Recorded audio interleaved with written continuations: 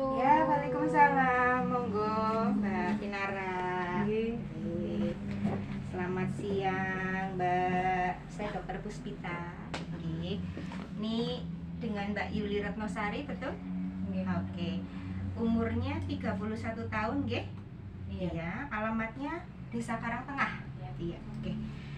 Kenapa ini Mbak Yuli kok datang ke sini? Ada keluhan apa?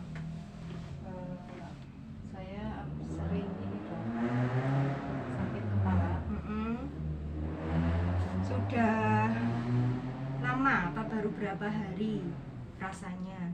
Sudah lama. Udah lama. Iya. Oke.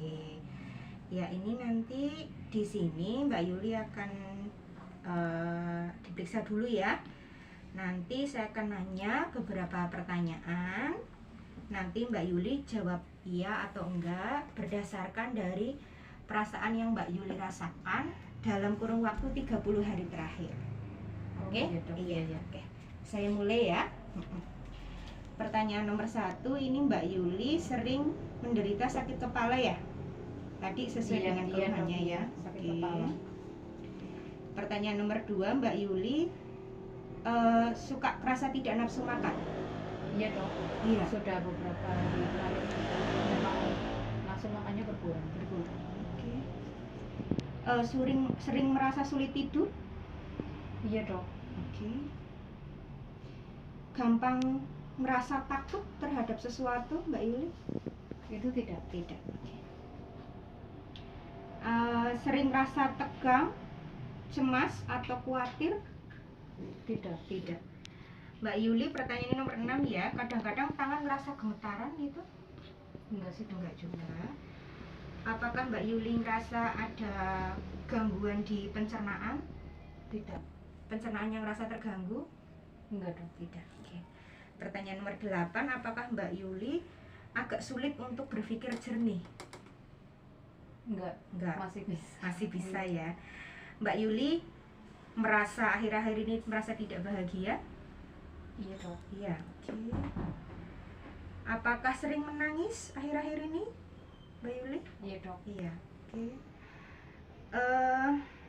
Mbak Yuli akhir-akhir ini sering merasa agak sulit untuk menikmati atau dalam menjalani kegiatan sehari-hari, jadi agak merasa berat gitu?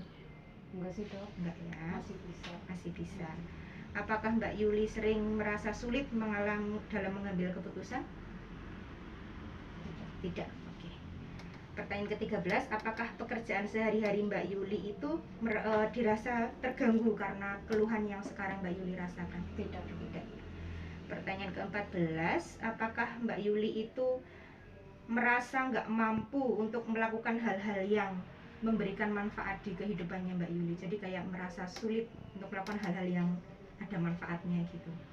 Pokoknya nggak ngapa-ngapain. Masih bisa ya. Ini pertanyaan ke-15, Mbak Yuli sering merasa kehilangan minat, kayak nggak kepengen ngapa-ngapain gitu? Iya dok. Iya.